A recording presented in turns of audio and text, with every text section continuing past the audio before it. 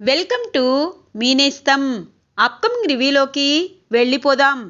లక్ష్మి చనిపోవడానికి కారణం విహారీ అని చెప్పి వీడియోని వడ్డీ శకుంతల ఇన్స్పెక్టర్కి పంపించడంతో విహారీని అరెస్ట్ చేస్తారు.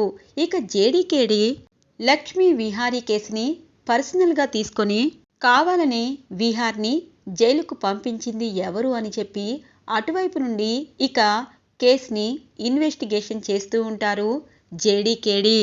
సుభాష్, అంబిక ఇక వడ్డీ శకుంతల దగ్గరికి వస్తారు.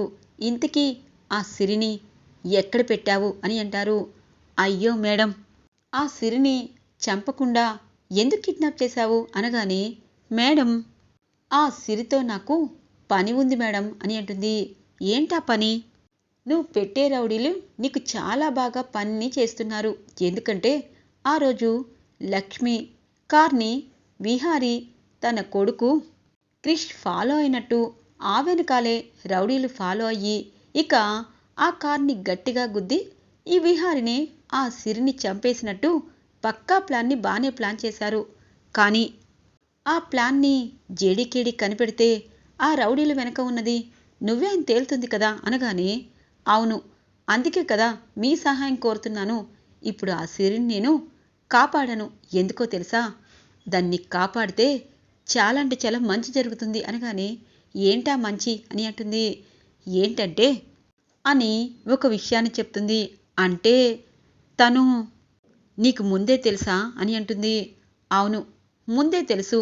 నిజంగా ఈ అమ్మాయి సిరి కాదు, ఈ అమ్మాయి పెద్ద కోటీశ్వరుడి కూతురు అనగానే, అదేంటి ఈ ట్విస్ట్లన్నీ నాకేం అర్థం కావటం లేదు. సిరిని నిజంగా చంపేస్తే సరిపోయేది. ఇప్పుడు తన్ను బ్రతికించి ఆ కేసుని విహారీ మీదకి నెట్టేదాకా పర్వాలేదు అని అంటుంది అంబిక. మేడం, నిజంగా ఈ వైజాగ్లో చాలా బిజినెస్ మ్యాన్లు పనిచేస్తూ ఉంటారు. ఇక్కడికి బిజినెస్ కూడా వస్తుంది. వాళ్ళందరికీ ఫుడ్ సప్లైతో పాటు చాలా వరకు నేనే సప్లై చేస్తాను. లక్ష్మి సిరి, ఆ సిరిని చూడగానే మొదటి రోజే తను ఎవరు అన్నది నాకు అర్థమైపోయింది. అప్పటి నుండి నేను ప్లాన్ వేశాను. ఇప్పుడు తను దొరికింది. అందుకే తను నిన్ను చంపలేదు అనగానే, సరే ఒకసారి నేను తన్ని చూడొచ్చా అని అంటుంది. ఇక రమ్య, జేడీకేడి కరెక్ట్గా వడ్డీ శకుంతల ఇంటికి వచ్చి మాఫ్ వేస్తారు. ఇక కరెక్ట్గా అంబిక, సుభాష్ రావడం కూడా గమనిస్తారు. విహారీ వాళ్ళ మేనత్త వడ్డీ శకుంతలని ఎందుకు కలిసింది అన్నది తెలుసుకోవాలి. అలాగే ఈ కుట్ర వెనకాల అంబిక కూడా ఉందా లేదా అన్నది కూడా తెలుసుకోవాలని చెప్పి జేడీకేడి చాలా అంటే చాలా వెనకాల ఉండి అంతా వింటూ ఉంటారు. అంటే సిరి బ్రతికే ఉంది. కేదార్, ఇప్పుడు అర్థమవుతుంది. సిరిని ఈ వడ్డీ శకుంతల కిడ్నాప్ చేసింది. అలాగే తనకి ఈ అంబికతో ఎలా ఏర్పడింది బంధం? అలాగే విహారీ తన మేనల్లుడు కదా, ఒకవేళ రిక్వెస్ట్ చేయడానికి వచ్చిందంటావా అనగానే, లేదు జేడి, ఖచ్చితంగా వీళ్ళందరూ ఏదో ఒక ప్లాన్ వేస్తున్నారు.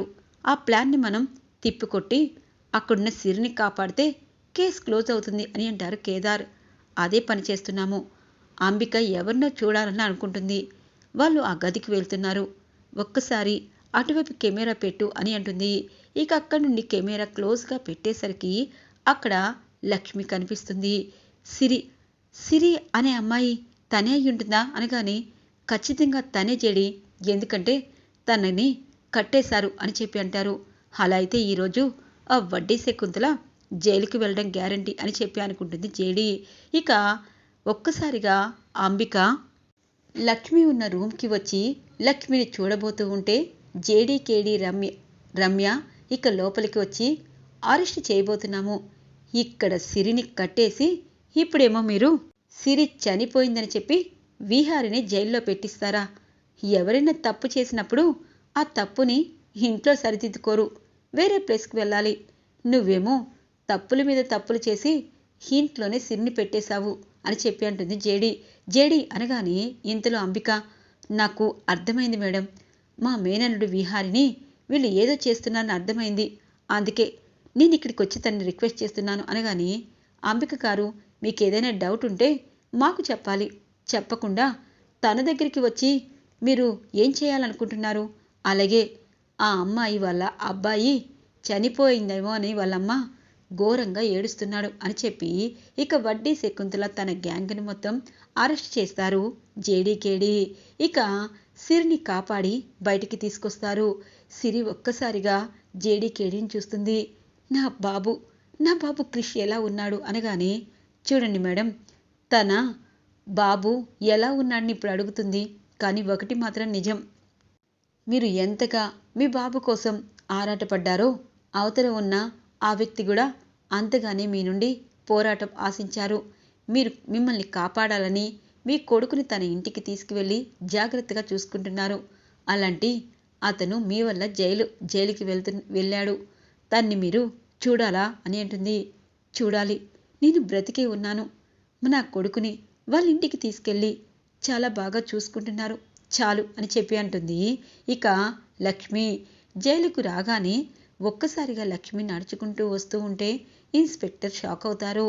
ఇక విహారి సిరి బ్రతికే ఉన్నందుకు చాలా హ్యాపీగా ఉంటుంది.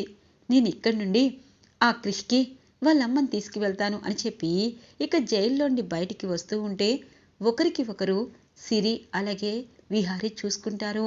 జేడీకేడి వాళ్ళిద్దరిని చూసి, విహారి గారు, తనే సిరి అనగానే విహారి ఒక్కసారిగా షాక్ అయిపోతాడు. విహారి గారు మీరా అని అంటుంది. లక్ష్మి అని అంటారు. ఏంటి ఒకరికి ఒకరు ముందే తెలుసా? తను సిరి కదా అనగానే ఇక అక్కడి నుండి వెళ్ళబోతూ ఉంటుంది లక్ష్మి. ఆగు కనకం, ఇన్ని రోజులు ఎక్కడున్నావు? అసలు నువ్వు సిరివేంటి అనగానే, విహారి గారు, తనే సిరి. వడ్డీ శకుంతల తన్ని కిడ్నాప్ చేసి వేరే ఎక్కడికో తరలించాలనుకుంది. అలాగే తన రౌడీలతో మిమ్మల్ని ఇరికించింది. తను కావాలని మీ బండిని డాష్ ఇచ్చి లక్ష్మి ఉన్న ఖాళీ ఆటోని తను పడేటట్టు చేసింది. అలాగే తినే సిరి అనగానే ఇక లక్ష్మి వెళ్తూ ఉంటే, లేదు, తను సిరి కాదు, కనక మహాలక్ష్మి. అంటే మీకు ముందే తెలుసా అనగానే, అవును మేడం, నిజం చెప్పాలంటే ఈ కనక మహాలక్ష్మి నా భార్య అని అంటారు విహారీ. ఇదేంటి చెడి, ఈ కేసు వేరుగా ఉంది అనగానే రమ్య అంటుంది, మేడం, వీళ్ళ గురించి మొత్తం నేను చెప్తాను. విహారీ గారు, కనక మహాలక్ష్మిని జాగ్రత్తగా చూసుకోండి అని చెప్పి రమ్య జేడీకేడిని బయటికి తీసుకొస్తుంది. ఓ అలాగా, ఆ సిరి ఇప్పుడు విహారీ, లక్ష్మి ముగ్గురు ఒకటే అన్నమాట. ఒకరికి ఒకరు తెలిసిన ఫోటో లేకపోవడంతో గుర్తించలేదు. సరే రమ్య, మేం వెళ్తాము అని చెప్పి జేడీకేడి కేసుని ఛేదించి ఇక బయలుదేరుతారు. ఇక విహారీ లక్ష్మిని తీసుకుని ఒక చెట్టు దగ్గరికి వస్తారు. చెప్పు కనకం, ఎందుకు నా నుండి దూరం అయ్యావు? ఇప్పుడేమో సిరిగా ఇన్ని కష్టాలు పెడుతున్నావు, అలాగే బామ్మ హాస్పిటల్లో ఉంది అనగానే, విహారీ గారు, ఇప్పుడు మీకు నిజం చెప్పాలనుకోవటం లేదు, కానీ అనగానే, కానీ కాదు, క్రిష్ మన కొడుకా అని అంటారు. ఇక క్రిష్ గురించి ఆలోచిస్తుంది. అవును, హరికృష్ణని నేను చూడాలి అనగానే, లక్ష్మి, ఒక కొడుకుని కడుపులో పెట్టుకుని తన్ని కని ఇన్ని కష్టాలు పడి నా నుండి దూరం అయిపోయావు, ఎందుకు? అసలు నువ్వు నా నుండి దూరం ఎందుకు అవ్వాలి అనగానే, విహారీ గారు, మీ వారసుడు మీ దగ్గరికి చేరుకున్నందుకు నాకు సంతోషమే. కానీ మీకు తెలియకుండానే వెనకాల చాలా కుట్రలు జరుగుతున్నాయి. అలాగే మీ వారసుడిని నేను కాపాడాలి. అక్కడి వరకే చెప్తాను. ఇప్పుడు నన్ను చూసినట్టు మీరెవరికీ చెప్పొద్దు అని అంటుంది. లక్ష్మి, ఎన్ని రోజుల తర్వాత నువ్వు కనిపిస్తే నిజాలు తెలుసుకోకుండా నిన్ను ఇక్కడే వదిలేస్తే అది అవివేకం అవుతుంది. ముందు నాతో పాటు రా అని చెప్పి లక్ష్మిని చెయ్యి పట్టుకుని ఇంటికి తీసుకుని వస్తారు విహారీ. ఇది ఇలా ఉండగా సహస్ర, పద్మాక్షి, యమునమ్మ అలాగే అంబిక ఆలోచిస్తూ ఉంటారు. అనవసరంగా జేడీకేడి వాళ్ళని జైల్లో పెట్టి ఇప్పుడు విహారీ వస్తున్నాడు. వీడి అమ్మ బ్రతికే ఉందని తేలిపోతుంది. ఇంతకీ ఆవిడిగారు ఎలా ఉంటారో అని చెప్పి ఇక అంబిక కూడా వడ్డీ శకుంతల దగ్గర సిరిని చూడకపోవడంతో ఆలోచిస్తూ ఉంటుంది. పోనీలే, ఆ మహాతల్లి బ్రతికే ఉందంటే కదమ్మా, అలాగే ఆ దరిద్రాన్ని తన కొడుకుని తనతో తీసుకువెళ్తుందిలే అని అంటుంది సహస్ర. అలా అనకూడదు. ఆ సిరి నా కొడుకు విహారిని కాపాడింది. అలాంటి అమ్మాయి ప్రాణాలతో ఉంది అంటే నాకు సంతోషంగా ఉంది. వాళ్ళు దరిద్రులు కాదు, మన ఇంటి వారసుని కాపాడిన దేవత అనగానే, చాలే ఇలాంటి మాటలకే ఆ విహారి అలా తయారయ్యాడు. ముందు ఆవిడ గారు బ్రతికుండడం, విహారికి జైలు జీవితం లేకుండా ఇంటికొస్తున్నాడు. అక్కడి వరకు సంతోషించు అని అంటుంది పద్మాక్షి. ఇంతలో అమ్మా క్రిష్ ఏడి అనగానే, క్రిష్ సిరి అని పిలుస్తుంది. ఇద్దరూ ఒకరి చేతులు ఒకరు పట్టుకొని ఇక మెట్ల నుండి జాగ్రత్తగా కిందికి దిగుతారు. క్రిష్ మీ అమ్మ అని అంటారు. ఇక క్రిష్ అలాగే సిరి నమ్మలేకపోతారు లక్ష్మిని చూసి. ఇక సహస్ర, పద్మాక్షి, అంబిక షాక్ అవుతారు. ఒరే విహారీ అనగానే, అత్తయ్య ఒక్క క్షణం అని చెప్పి క్రిష్ మీ అమ్మ అని అంటారు. ఇక క్రిష్, చిన్నారి సిరి పరుగు పరుగున లక్ష్మి దగ్గరికి వస్తారు. అమ్మా అని చెప్పి ఏడుస్తూ, అమ్మా వచ్చేసావా, నువ్వు చచ్చిపోయావని అంటున్నారు కానీ నువ్వు బ్రతికొచ్చేసావు అనగానే, ఏంజిలాంటి మిమ్మల్ని చూస్తుంటే నాకు సంతోషంగా ఉంది అని చెప్పి ఇద్దరు కౌగిలించుకుంటారు. ఇటువైపు విహారీ లోపలికి రాసిరి అని అంటారు. లోపలికొస్తుంది. ఏంట్రా అసలు ఏం జరుగుతుంది, ఇది సిరి ఏంటి అనగానే, మా అమ్మ పేరు సిరినే అనగానే, అవును తన పేరు సిరి, అలాగే ఇదిగో ఇక్కడున్న ఈ క్రిష్ తల్లి అంటే ఈ ఇంటి వారసుడు అని అంటారు. ఇక బాబుకేమీ అర్థం కాదు. ఇక సహస్ర, పద్మాక్షి షాక్ అవుతారు. ఇది అప్పుడు కడుపుతో ఉంది, దీని కూతుర్నే కదా తీసుకొచ్చింది, ఇప్పుడు దీనికి కొడుకేంటి అని చెప్పి ఇక పద్మాక్షి ఆలోచనలో పడుతుంది.